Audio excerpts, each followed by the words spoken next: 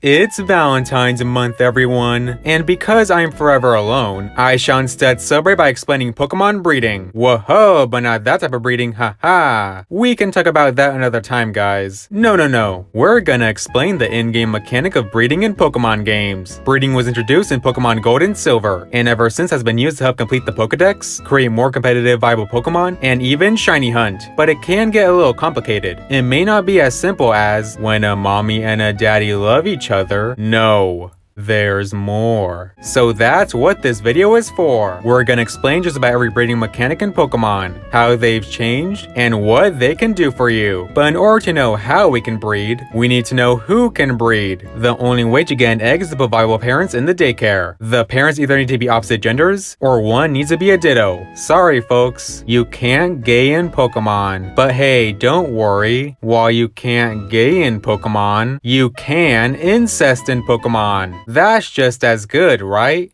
You can breed Pokemon that came from the same parents, or even a Pokemon and their parents, and they'll create a viable egg. Heck, if you've bred Perfect IV Pokemon, you probably did this without thinking. The only time you couldn't breed family was in Gen 2, where breeding was introduced. Yeah, Gen 2 was the only time incest was illegal in Pokemon. This is down to how DVs worked in Gen 2. In Gen 2, Pokemon with two similar DVs couldn't breed. So while this mainly applies to family, there's a chance that wild Pokemon could also have similar DVs, and therefore couldn't breed either. Okay, so if incest is okay in Pokemon, then I can breed Dragonite and Bidoof to create Dragondoof, right? Well, no. An egg will always hatch into the species of the mother, or the non-ditto Pokemon. There are no fusion babies, but there is another limit when it comes to breeding. Egg groups. Every Pokemon is assigned 1 or 2 egg groups. Their egg groups dictate who they can and can't breed with. In total, there are 15 egg groups: Amorphous Bug Dragon Fairy Field, Flying Grass Human-like Mineral Monster, Water 1, Water 2, Water 3, Undiscovered, and Ditto. As mentioned, every Pokemon is in 1 or 2 egg groups. While you can easily search up the egg groups, I'll elaborate on what Pokemon can be found in each egg group. Amorphous Pokemon tend to be Ghost, Slime, or Psychic Pokemon, and even some Psychic Pokemon. The Bug egg group is filled with, you guessed it, bugs. Same with the Dragon egg group, but there are also some non-dragon types. The Fairy egg group has both Fairy and non-Fairy type Pokemon. It should be noted that the Fairy egg group was here since Gen 2. For the Field egg group, if you know a certain meme, then you've heard that the Field egg group is filled with mammals. The Flying egg group has aerial Pokemon, even some who aren't flying type. The Grass egg group has plant Pokemon. Human-like Pokemon are, of course, human-like. Mineral Pokemon tend to be rock, ground, steel, or ice types, and tend to be male elements. The Monster egg group has more Kaiju-like Pokemon. And now we have the various water groups, which is where some confusion can begin. This is how Wikipedia describes them. Water 1 is more amphibious in nature, but there are also birds, reptiles, bugs, squids, and octopi. Personally, I see Water 1 as Pokemon that can also be land dwellers. Water 2 resembles aquatic invertebrates, aka fish-like Pokemon. And Water 3 is Kaiju-like in appearance and nature, but personally I see as crustacean-like Pokemon. And finally, there's No Eggs Discovered and Ditto. The No Eggs Discovered egg group, more commonly known as the Undiscovered egg group, are Pokemon that cannot breed at all. Typically, this egg group has babies and legendaries. Baby Pokemon because they're too young to procreate, and legendaries probably need special circumstances. In cases like the anime, we have seen legendaries having children, so it may be that legendaries can breed, but just not in daycares. However, there are some Pokemon who aren't babies or legendaries, but are still in the Undiscovered egg group. The most notorious example is Nidorina and Nidoqueen. For whatever reason, while Nidoran female can breed, their evolutions cannot. There are various theories to try to explain this. One being that because the Nido family had genders before Gen 2, there must have been roadblocks when trying to add them into egg groups. But one theory I really like comes from Loxton, who theorized that similar to some rhino species, which the Nido family is based on, Nidorina and Nidoqueen can breed, but just not in captivity. And finally, the Ditto egg group, which is pretty self-explanatory. There is only one Pokemon in the Ditto egg group, and that's Ditto. Ditto can breed with almost any Pokemon, so long as their partner is on an Undiscovered egg group,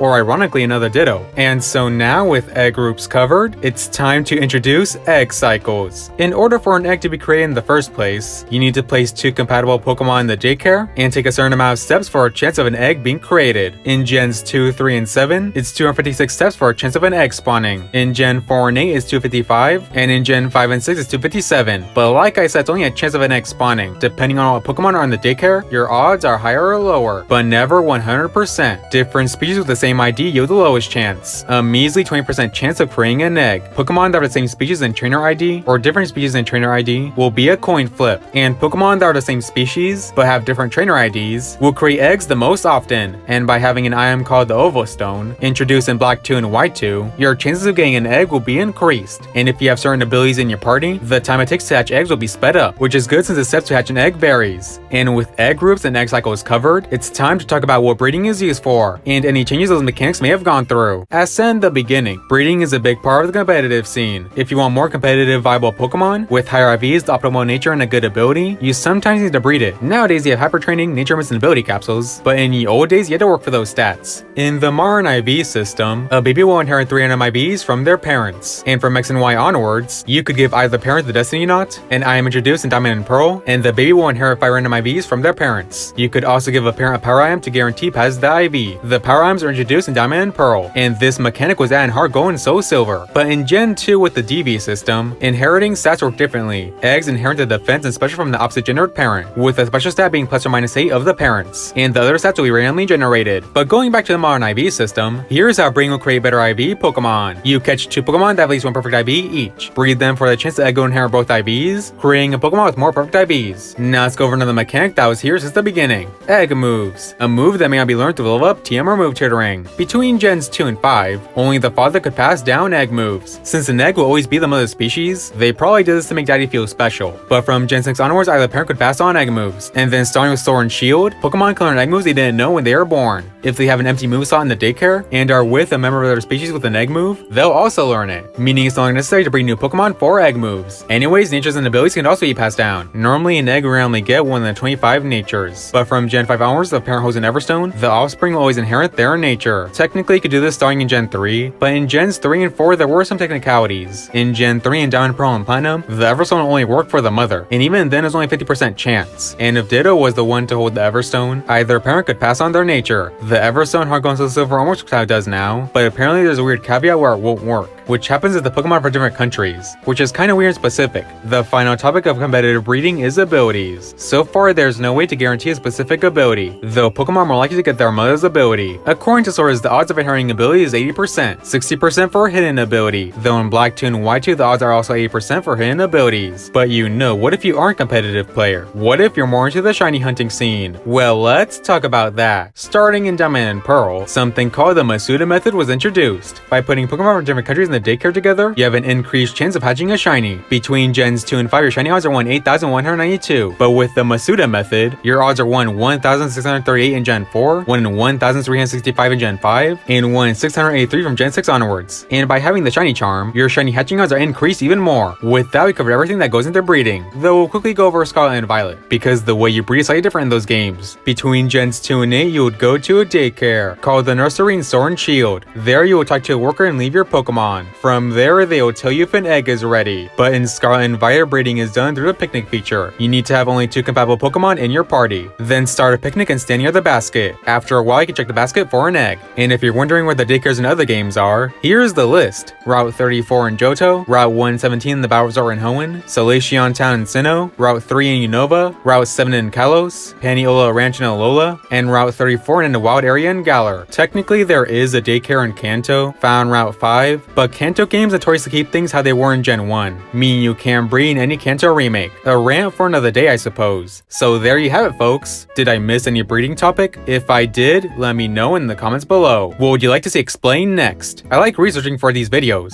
so let me know what mechanic you want to know more about. If you need me, I'ma do some research for that other breeding video. Have a nice day, you wonderful people.